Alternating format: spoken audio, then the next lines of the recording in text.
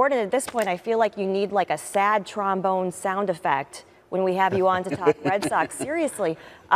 Farrell alluded to sort of handling this issue internally, but are you hearing anything about Sandoval suffering any additional penalties from Major League Baseball?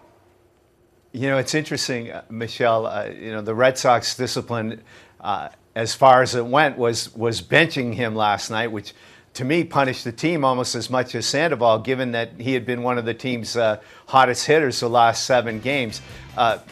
John Farrell alluded, as you mentioned, to a couple of internal things they did. For the life of me, I can't imagine what that is. Would they take away his hall pass to the bathroom? We're going to require that he needs a hall pass to the bathroom, or took away his cell phone privileges. But yes, Major League Baseball is reviewing the situation.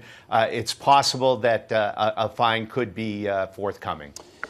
Gordon, Big Papi, again, struggled early in the season, and there were those saying he's probably finished. Now, all of a sudden, .320 average, 3 homers this over his last 8 games, seems to be getting hot. Might he be a valuable chip as the trade deadline approaches? He said he'd never waive his no-trade clause. So where can the Red Sox look for help? Jay, I can assure you of this. That question will never be posed to David Ortiz. There's a greater likelihood of the Red Sox shipping that Ted Williams statue to Budapest than moving David Ortiz. He's going to retire a member of the Red Sox. They're not going to be moving him at the trading deadline.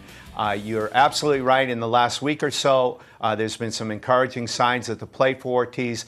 Last night, notably, he twice got around on 95-mile-an-hour fastballs from Shelby Miller. So maybe finally Ortiz is getting his groove back. You know, the last time you were on, Gordon, we were talking about how John Farrell's taking a bunch of incoming from Boston media and some fans. But who deserves more blame here? Is it the GM who assembled the most expensive roster in Red Sox history, or is it Farrell who can't seem to make it work?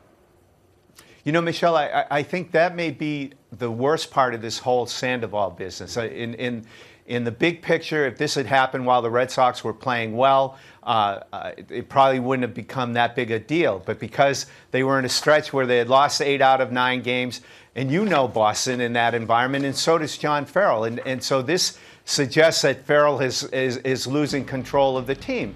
Now, he said, look, this is not a clubhouse run amok. You know, I think this was an isolated incident.